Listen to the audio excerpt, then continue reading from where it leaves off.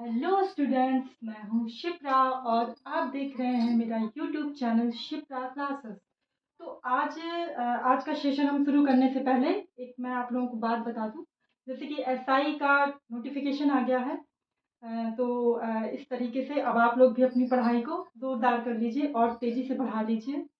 तो चलिए देखते हैं। अब ये 2 दिन हम लोगों ने थोड़ा सा डिस्क्रिप्टिव पढ़ा वैदिक एज पर, बट आज से हम लोग क्वेश्चन वगैरह पे ज़्यादा वर्क करेंगे। मुझे लगता है आप लोग शायद एमसीक्यू टाइप के जो क्वेश्चंस हैं इस पे आप लोग ज़्यादा आप लोगों को भी बहुत अच्छा लगेगा।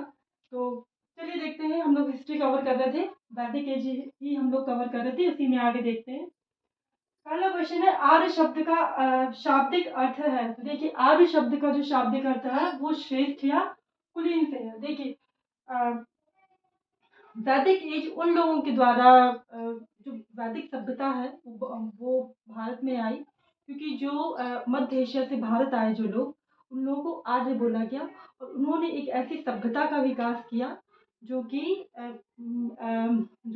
सिंधु घाटी सभ्यता से थोड़ा ज़्यादा ही उसका सभ्य थी, मैनर्ड थी और अनुशासन में थी।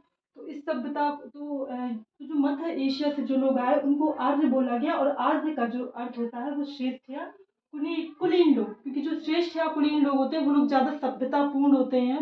ये एक इस सेंस में भी बोला गया है, इस कंटेक्स्ट में भी है। तो चलिए, तो आर्य शब्द का शाब्दिक अर्थ है श्रेष्ठ या कुलीन। अब हम अगला क्वेश्चन देखते हैं। प्रारंभिक आर्यों के बारे में निम्न में से कौन सा सही नहीं है। तो यहाँ पे क्वेश्चन बोल रहा है सही नहीं है ना। तो जो नहीं है उसको ऑप्ट करेंगे यहाँ पे। तो पहला क्वेश्चन है, वे संस्कृत बोलने वाले थे। जी बिल्कुल बोलते थे। वैदिक लोग जो थे, वैदिक सभ्यता के जो लोग थे, जो मध्य एशिया से आए हुए थे, वो लोग संस्कृत भाषा का उपयोग करते थे। दूसरा, वे घुड़सवारी किया करते थे। हाँ, ये वाला पॉइंट भी वे एकदम सही है। वो मध्य एशिया से घुड़सवारी से ही आए हैं। वे कई झुंडों में भारत पहुंचे। हाँ जी, ये वाला वाक्य भी आपका बिल्कुल सही है। वो कई झुंडों में भारत पहुंचे हैं। और सिर्फ पहला झुंड जो आया है उसमें उन्होंने वैदिक सभ्यता का विकास किया है, वैदिक एज आया है भारत में। इसके बाद भी वो कई कालों में धीरे धीरे करके आते रहे हैं। इस तरीके से फिर वो पूरे भारत भर में फैले हैं। तो ये वाला ऑप्शन भी सही है, वे कई झुंडों में भारत पहुंचे हैं। वे मुख्यतः नगरों में निवास करते थे। अब ये वाला आपका जो ऑप्शन है, ये वाला ऑप्शन आपका गलत है, क्योंकि वे लोग नगरों में निवास नहीं करते थे। वे मध्य एशिया से भारत आए थे और उन्होंने एक ग्रामीण सभ्यता का विकास किया था जिसको वैदिक सभ्यता बोलते हैं। अब अगला क्वेश्चन देखते हैं, किस फसल का ज्ञान वैदिक काल के लोगों को नहीं था। तो देखिए, अभी हमने इससे पहले सिंधु घाटी सभ्यता पढ़ा हुआ था। वहां पे मैंने एक ऐसे ही क्वेश्चन था कि सिंधु घाटी के लोग खाने में किन चीजों का उपयोग करते थे, तो वहां पे उसका आंसर चावल था। वो चावल का उपयोग नहीं करते थे। बट यहाँ पे क्या है कि अब जो वैदिक सभ्यता के जो लोग थे, तो उन वो लोग चावल को जानते थे और उपयोग भी करते थे। बट वो तंबाकू से अनभिज्ञ थे, तंबाकू को नहीं जानते थे और तंबाकू का उपयोग भी वो नहीं करते थे।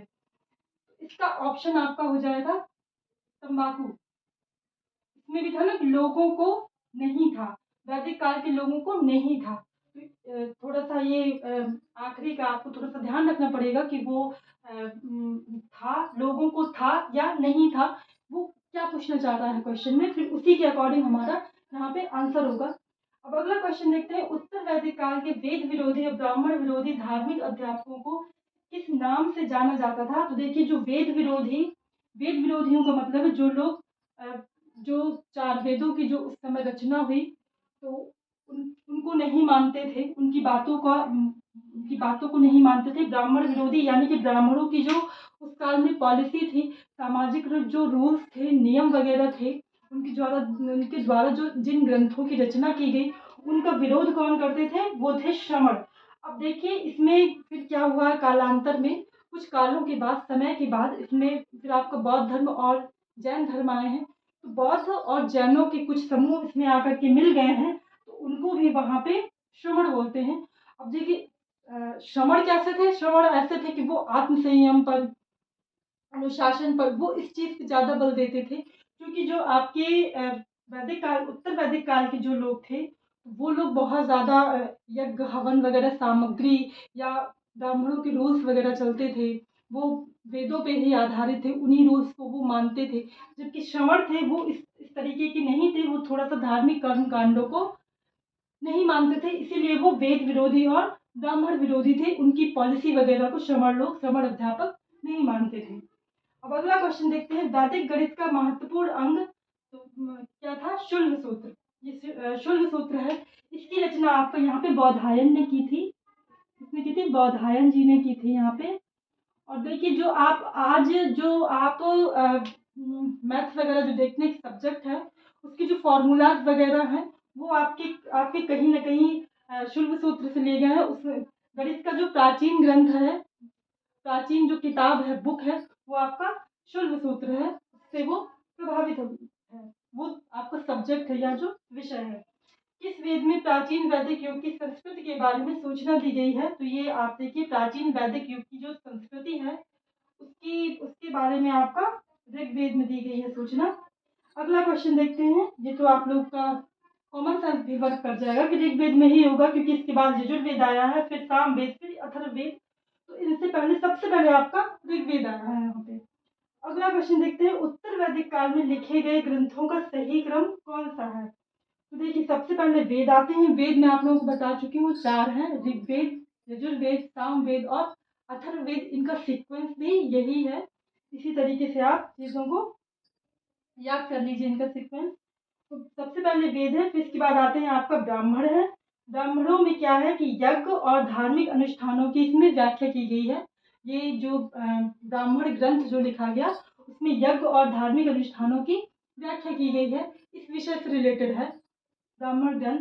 आपका फिर आता है अरण्यक ग्रंथ। अरण्यक में आपका यज्ञ के दार्शनिक और आध्यात्मिक पहलुओं की चर्चा की गई है, कि जो यज्ञ होता है, हवन वगैरह होता है, उसके दार्शनिक और आध्यात्मिक पहलुओं की चर्चा आपके अरण्यक ग्रंथ में की गई है। फिर आपका आता है उपनिषद।